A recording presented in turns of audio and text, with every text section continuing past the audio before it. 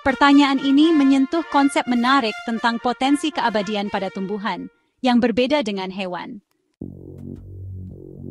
Meskipun tumbuhan dapat hidup sangat lama, bahkan ribuan tahun, penting untuk diingat bahwa tidak ada tumbuhan yang benar-benar abadi dalam artian tidak bisa mati. Namun, beberapa faktor memungkinkan tumbuhan untuk hidup sangat panjang dan menghindari penuaan seperti yang dialami hewan. Pertumbuhan meristematik, tumbuhan memiliki jaringan khusus yang disebut meristem, yang terdiri dari sel-sel yang terus membelah sepanjang hidup tumbuhan.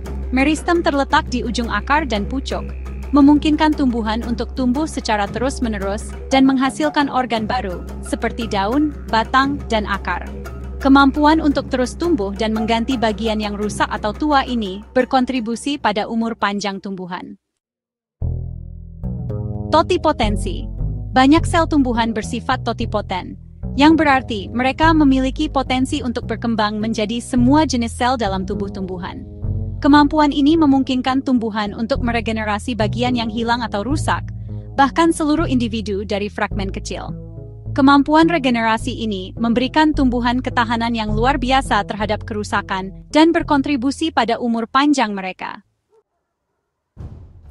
Tumbuhan telah mengembangkan berbagai adaptasi dan strategi pertahanan untuk melindungi diri dari faktor lingkungan yang merugikan, seperti kekeringan, serangan hama, dan penyakit. Adaptasi ini, seperti kulit kayu yang tebal duri dan senyawa kimia pertahanan, membantu tumbuhan bertahan hidup dalam kondisi yang menantang dan memperpanjang umur mereka.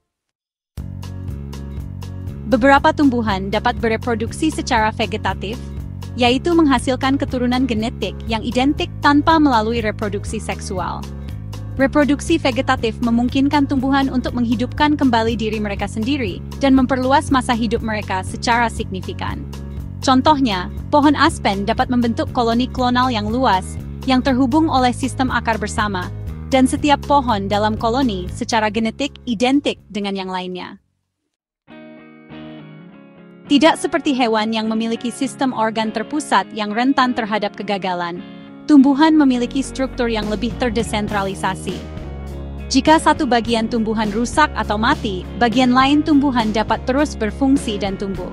Hal ini membuat tumbuhan lebih tahan terhadap kerusakan dan penyakit dibandingkan dengan hewan. Meskipun demikian, tumbuhan tetap dapat mati karena berbagai sebab.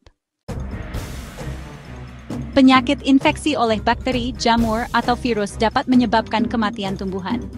Serangan hama, serangga, herbivora, dan organisme lain dapat merusak tumbuhan hingga mati.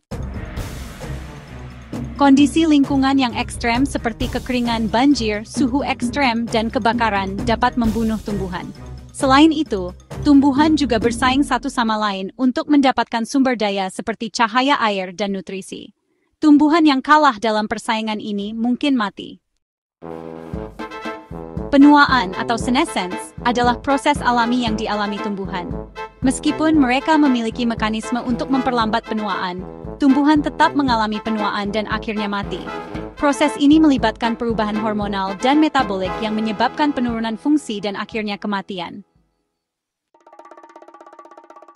Kesimpulannya, meskipun tumbuhan memiliki mekanisme yang luar biasa untuk bertahan hidup dan memperpanjang umur mereka, mereka tidak abadi.